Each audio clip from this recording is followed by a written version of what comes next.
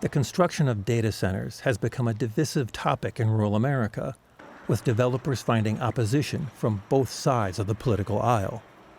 Microsoft, Alphabet, Meta, and Amazon will collectively spend over $1 trillion in data center construction by the end of 2026.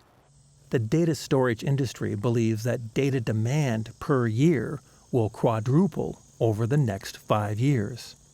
The average household today has 21 connected devices in it. We're going to use twice the amount of data in the next 5 years that we've used in the last 10 years. Again, everything we do online, it's not just AI, it's not just entertainment. It's your healthcare records, it's your banking records, it's government and school data, telehealth, remote work. Kind of our modern way of life is powered and processed through data centers. Data centers have historically been limited to a floor of an office building or a nondescript structure in a metropolitan area. But the computing demands of AI require structures that are measured in acres rather than square feet. Since 2022 and 2023, when a lot of private investment into artificial intelligence came around, that we started to see these facilities get bigger and bigger and bigger and much more prominent across the country.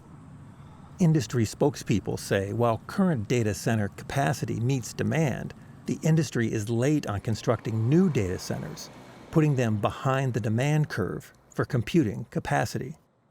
Only 25% of the workloads occurring in today's data centers are AI related. About 55% of that is for cloud, and the rest of that is for traditional storage practices.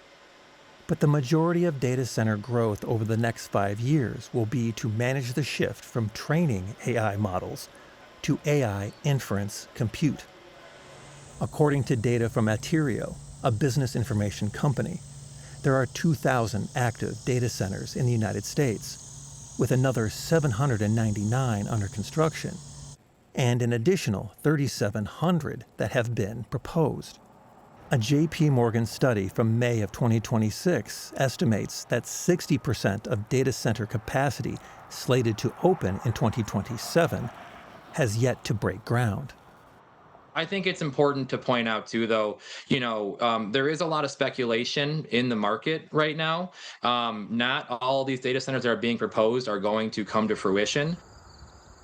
One struggle in the race to bring data centers online are delays in connecting new data centers to the local power grid.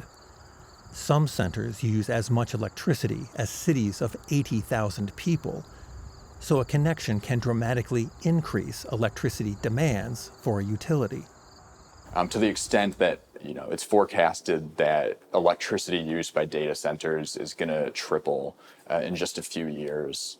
And here in Wisconsin, we're seeing utilities nearly double their electrical demand just from the addition of a few data center customers.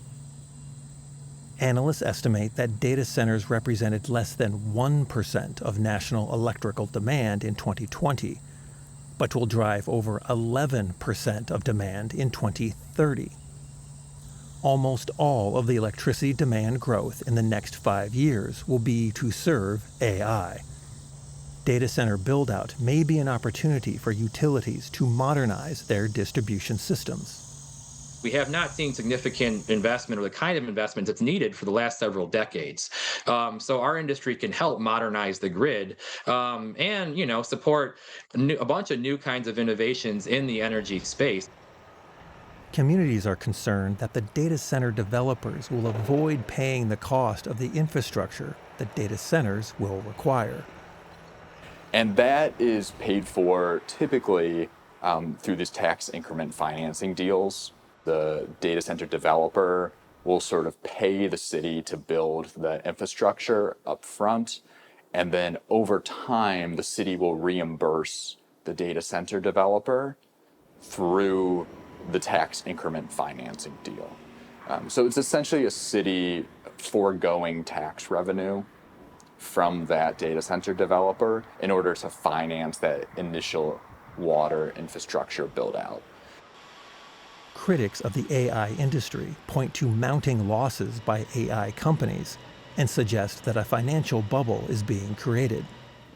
So far, more than 26 states have declared moratoriums on data center construction.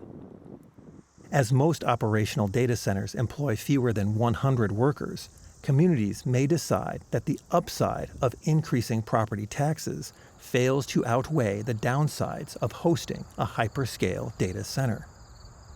Greif says local authorities who approve and decline economic development projects are often tempted to accept a data center project for the property taxes that will be generated.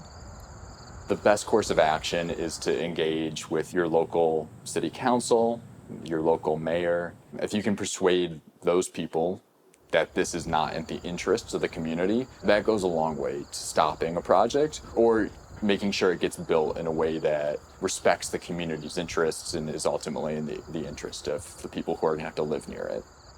I think in 5 years, you're going to see some communities wishing they hadn't kind of had this reaction to this industry, and looking at other communities who, were open to a conversation, and then all of a sudden, there's things like new schools and new parks and all these things that the property tax benefits can bring. So it's our hope to get there. We'll get through this kind of the heat of the moment and move forward from there as a country.